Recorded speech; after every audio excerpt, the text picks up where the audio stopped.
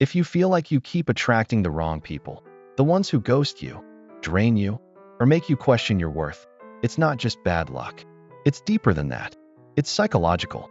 And until you understand why, you'll keep repeating the same story with different faces.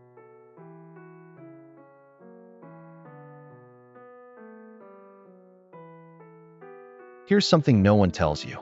We're attracted to what's familiar, not what's healthy. If your early relationships, with parents, friends, or even exes, taught you that love feels uncertain, painful, or earned through effort, then your brain will seek that same emotional environment. Even if it hurts you, it's called trauma attraction. The mind clings to patterns it recognizes, even if those patterns break you.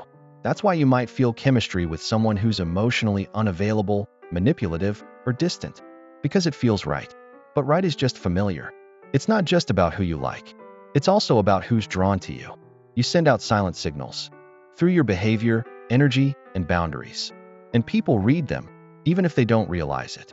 If you're constantly trying to fix, prove, or chase, you'll attract people who expect to be chased. You might give off a subtle message. I'll accept the bare minimum, just don't leave me. And the wrong people, the emotionally unavailable ones, the manipulators, they pick up on that like radar. It's not your fault, but it is your responsibility to become aware of it. Here's the hardest truth of all. We attract people who reflect how we treat ourselves. If you don't respect yourself, you'll tolerate people who don't either. If you abandon your needs to please others, you'll attract people who are happy to let you do that. Relationships are mirrors, and sometimes they show us the parts of ourselves we've been avoiding. The people you attract aren't always a punishment. Sometimes they're a lesson, a chance to stop, look inward, and ask, what part of me keeps opening the door to this kind of love? So, how do you change it? It starts with a new rule. You only give access to people who give clarity, not confusion, not chaos, not crumbs.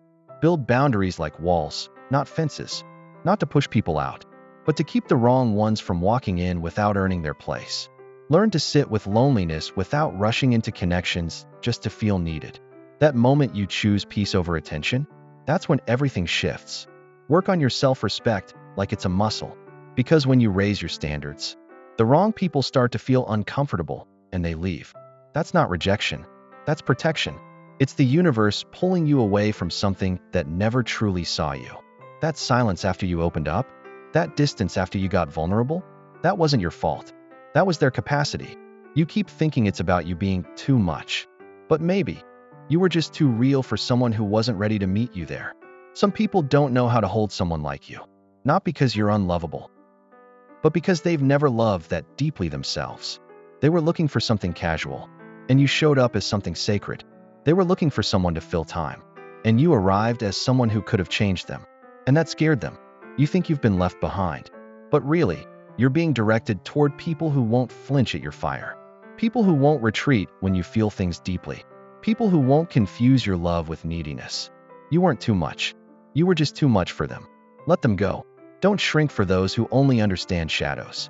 You're not meant to be dimmed to make someone else comfortable. You are not intense. You are awake. You are not needy. You are attuned. You are not broken. You are brave enough to feel. And the right people, they won't run from that. They'll recognize it, and they'll stay. You're not too emotional. You're not too intense. You've just been surrounded by people who couldn't meet your depth. The wrong people don't mean you're broken. They mean it's time to heal and attract better. If this spoke to you, don't just scroll away. Stick around. We talk here about emotions, psychology, and taking your power back. Hit subscribe. You're in the right place now.